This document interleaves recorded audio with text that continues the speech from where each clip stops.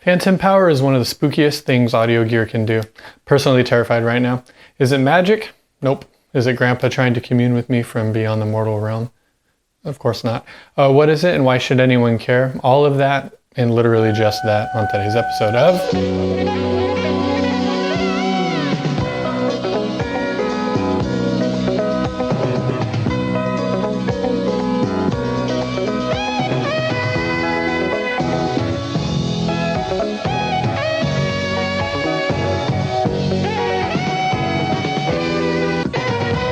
Phantom power is quickly and recklessly defined as a convenient way to get power to active circuitry inside of a microphone. See, microphones are designed to react to sound waves and transform those sound waves into electrical current, generating beloved audio signal. Dynamic microphones can do this without the need for additional power to the microphone circuitry, even if they're a little slower at responding to sound waves and produce less voltage for a signal. See our video about cloud lifters and their use with dynamic microphones. Most condenser microphones, on the other hand, use a different system for collecting sound waves. Phantom power is sent to the capsule or capsules, and the diaphragm of the capsule uses electrostatic energy to gather the sound waves and make audio signal.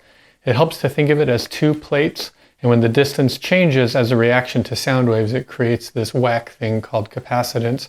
It's a charged up electric-y sounding catching piece of metal, sometimes balled out with a touch of gold. I mean that literally. King Midas sneezes on these. This creates a very responsive microphone and makes them quite sensitive. So bear that in mind when you're recording a sad song, because this can actually damage the very fragile emotional state of the microphone. Nurture the sensitive one and keep them safe, always.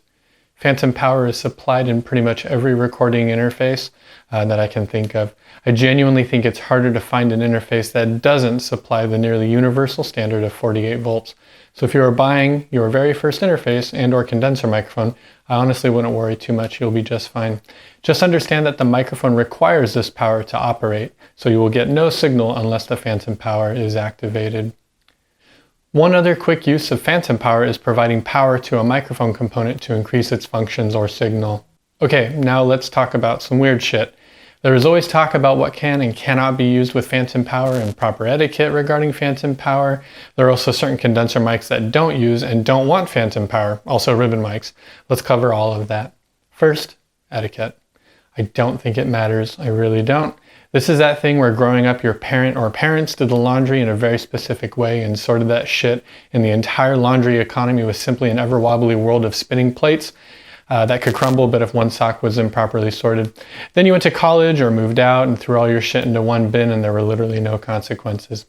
So I think the same thing is happening here. Some say to turn phantom power off before unplugging, or to turn it off and then unplug the microphone side of the cable first, or the interface side of the cable first. And you know what? I don't know.